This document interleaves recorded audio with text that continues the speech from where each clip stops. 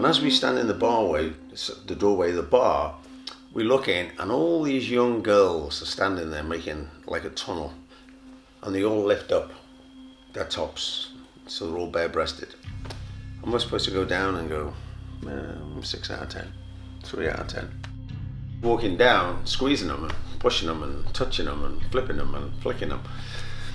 And anyway, we got to the bar, we had a drink and everything else, and then these same girls are coming over. They got their pants on and everything. They didn't have dresses, they had like jeans and trousers and everything else. And of course, they're the floor show to sort of get you interested and everything else, I thought. And Toby says, "Have you got any condoms?" And I said, "Why the hell would I need condoms?" I said, "This is Africa. This was when AIDS was way up in the air." And he said, "Oh no, I just thought I'd ask." I said, "Why are you asking me about condoms? You left like 48 hours ago."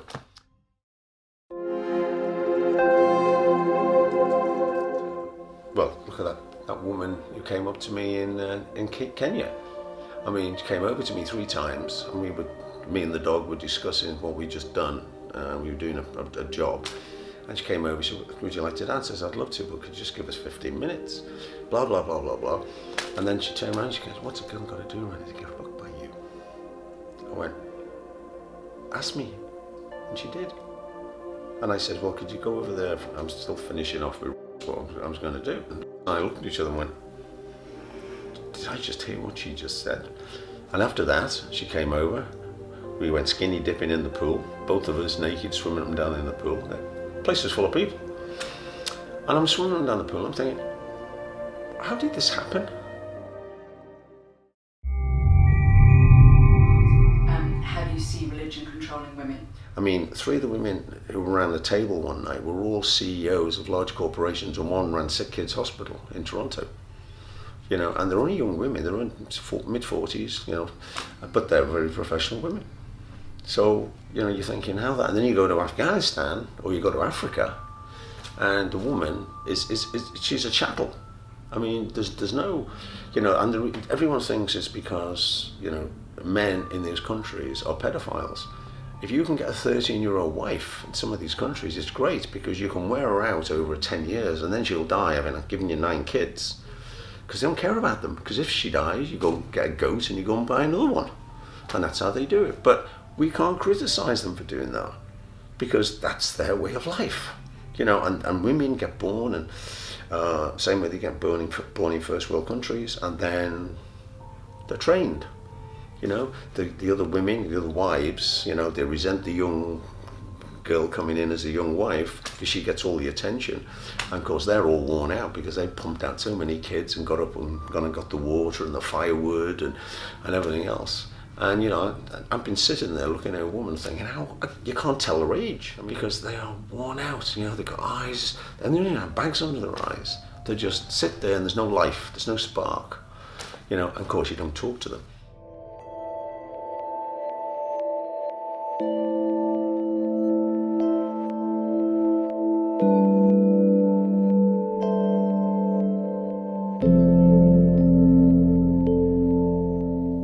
I was in Saudi and we were picked up by a guy who was a Saudi king's advisor, and his wife came and she was in a full abaya, just saw her eyes, all the makeup and everything else.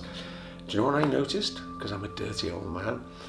She was walking down with a driver because she can't travel in the same car as we can. Right, so she's got her own driver because she couldn't drive in those days. This was like 6 years ago. And she had stiletto 6-inch heels and fishnet stockings on. Because as her rabbi is doing this as she's walking through the terminal, I'm looking down going, stiletto heels, okay.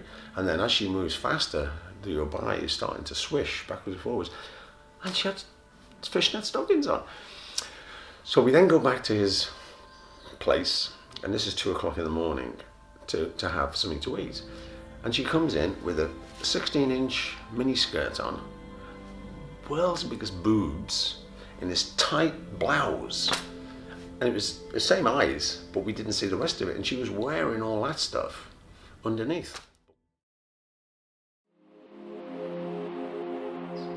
So anyway, I went over and asked this very attractive blonde lady if she'd like to dance. So we were dancing and everything was great, and we were talking while you dance, going through the usual man-woman type introductions, etc., etc. And then this woman who was just as tall and just as blonde walked over and started talking to the woman I was dancing with, and I thought this was rather strange. I thought she was trying to step in or dance with us, two women and a man and all the other things, which is not rare. So anyway, she then basically turned around to me and says, "We don't like men." And I says, "Pardon?" She says, "Well, we don't like men." And I says, "Well, what's wrong with men?" "Well, we just don't like you." And I thought, oh, okay. And I thought it was a joke. And obviously it was not a joke, because her face was very serious when she was telling me these things. And I started asking questions which she didn't seem prepared to answer. So the next thing, she just smacked me in the mouth. And she caught me unawares. I mean, to be hit in the mouth by a female when you're a Marine, a 22-year-old Marine, was quite difficult to deal with. So I did go down. She did drop me, so she had obviously worked out. So I picked myself up straight away and I asked why she hit me. I mean, if it had been a guy, it probably would have been a different scenario, but because it was a woman that hit me, I was quite surprised. So she explained to me that they were a couple. And I said, well, yes, and I still didn't know where this was going. And then she turned around and she used the lesbian word, which I was totally unaware of, because don't forget, this was in the early 70s. So people who liked the same-sex partner were not out in those stages. So obviously we're more enlightened now, but not then. So I tried to talk this round, and I was thinking to myself, how can you turn down a Royal Marine Commando for another woman?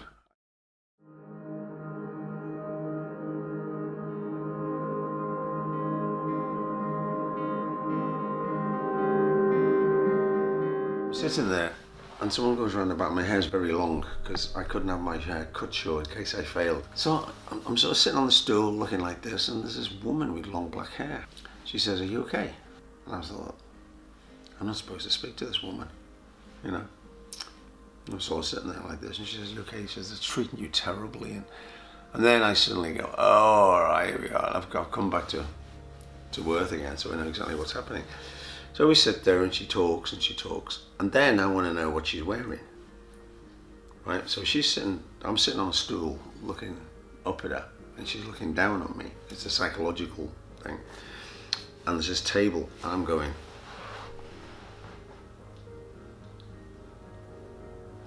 I'm trying to look under it, see if she's got trousers on or a skirt, right?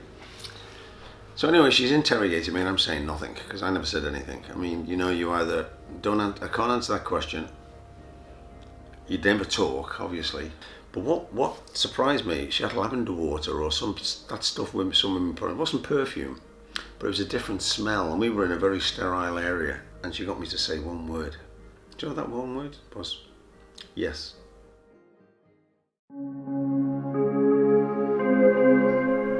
I know I flirt. But I enjoy flirting for reaction, and that's why they sent me to do that sensitivity training in Los Angeles, because I couldn't say anything right to the women that who were reporting to me, and I know straight away you don't have any type of relationship with a woman you're working with. And the boss said, "Good news and bad news. Bad news, I'm giving you a partner. The good news is the Polaroid." And I went, "You gotta be kidding me." She was a blonde woman, fairly heavily breasted, and when I was told I was going to have a female partner, I said, "You got to be kidding." Well, and I were 18 hours, 20 hours a day together, and it was inevitable. It was absolutely inevitable. It took about 6 months before I realized she was totally standalone, and I could trust her with my life.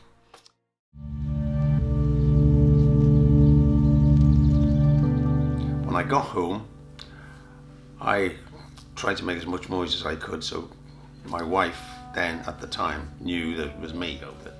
So I walked in the bedroom, bent over the bed. She was 5 months pregnant with my youngest son, Matthew. And I said, I'm off now, I'll see you. I don't know when I'm coming home, etc., etc. And she just looked at me and said, "Okay, well, bye." And I looked down at her in the bed and I thought, wow, I am just about to go to a real war, even though I'd been away many, many times doing different things during the previous years. This is the first time I knew I was going to a war. And I was taken aback with the fact of her complacency and the fact that she didn't really give a shit. And I walked down the stairs and took a quick walk around the house. Went and saw Andrew, who was 3 years old, lying in his bed. And then I walked out the door, got onto my motorbike and steamed into Hereford. On the way down, I called at Dick's house to make sure he got the same message and everything else. And he was saying goodbye to his wife, who was fully dressed in a nice dress, makeup on, her hair had been done. She hadn't dragged herself out of bed at 3 o'clock in the morning to say goodbye to him. And I saw this, I was further depressed when I realized, my God, I'm going away to war and nothing. I then drove into the camp, parked my motorbike, didn't know how long the bike was going to be parked there. I had no idea how long we were going to be away for, and then walked into a briefing at 5 minutes to 7. We'd been in Canada about 2.5 years, and we decided to go away for New Year's Eve. And I was going to take the boys for a night ski. So we were skiing, and all of a sudden she appears on the slope, at the top of the slope. And she was very unsure and everything else. So I was right behind her on my skis. And we went to cross this slope. It wasn't a very steep slope. And she screamed and started panicking, because instead of just sort of doing a snowplow and stopping on the edges of her skis, she skied straight into the fence. But she skied into the fence, she didn't break the fence. That shows she just glanced off it and fell back. And I skied over and swished snow in her face. You stupid bitch. So I realized she was unconscious, so I looked at her and she'd swallowed her tongue. So I could put my hands inside her mouth and pulled her tongue out and tried to get her stable. And I sent Andrew, who was probably about 7 years old, to go and tell them we got an accident, she's unconscious, and to get the ambulance. And then I just tried to keep her warm. The funny thing was, the mere fact of saving her life on the slope, she threw back at me less than a week later when she was in hospital and said to me, "Why didn't you just leave me to die?" And I said, "I couldn't do that because your 2 sons are standing there." I mean, after all the years, you think that maybe it would have been a good idea, but I wasn't going to hurt her, right? If she died, she died. But anyway, so as I'm following, I'm going, okay, my life has just ended, because if she's paralyzed, that's it. Went into the hospital, and the guy came out and told me, he said, she's got a C, whatever it was, can't remember now, fracture, and she's probably not going to walk again. And I'm thinking, looking only at what happens if she's paralyzed, what do I do now? What do I do now? I've got 2 kids and no one to help me with them. And I had a job. And I was at the hospital every single day, and she just said, "Why didn't you leave me to choke, and why didn't you do this?" And of course all the recriminations, and she was fighting me all the time, verbally. And I said, "Well, look, if you don't think of yourself, think of the kids. I don't give a damn about those fucking kids." And she got worse and worse and worse. And then they taught me how to catheter her. Then they showed me how to change her Tampax. Then they showed me how to change the bed when she peed and shit it at night, when I brought her home at weekends. So I had to go through a whole learning curve. So my life was the pits. It's the first time in my life I thought, fuck this, I'm getting out of here. And I was going to go away, but I couldn't, because of my kids. It wasn't about her, it was the kids. She came home, and then my life really went down the shitter. I was a slave. I was working 10 hours a day. I sat in the garage, looking at the door to the kitchen, taking deep breaths, thinking, what's on the other side of that door? As soon as I got to that side of the door, she was all over me like a sheep suit. So anyway, my life was definitely the pits. I never thought of topping myself, but I thought of joining the French Foreign Legion or something.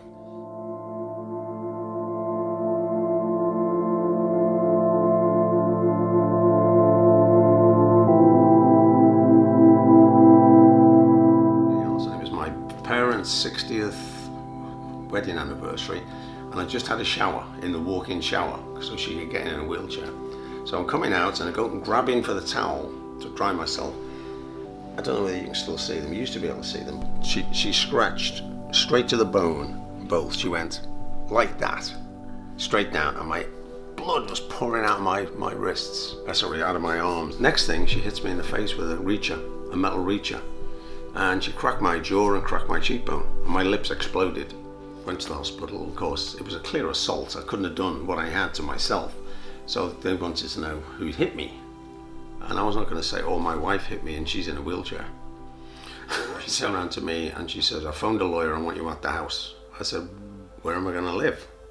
This is my house. And we never really spoke again, probably for about the next 12 years.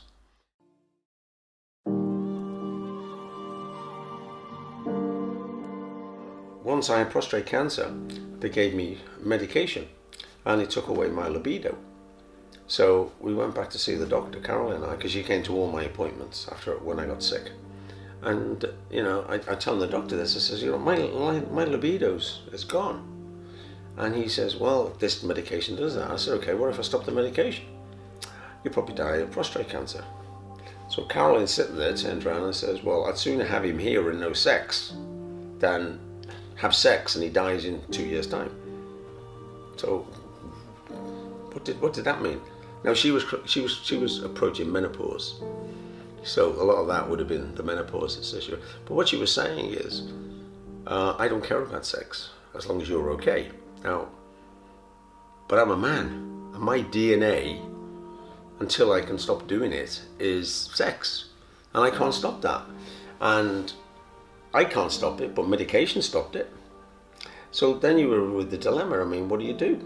You know, you either take the medication and don't have sex, or don't have libido to have sex, or you stop the medication and flip a coin and figure out how many years you got left.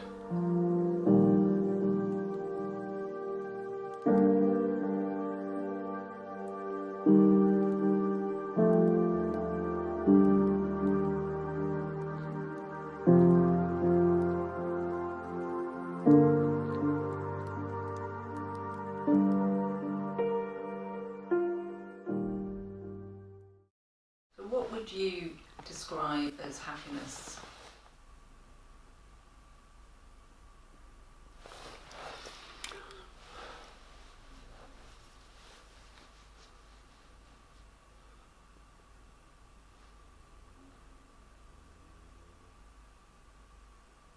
Next.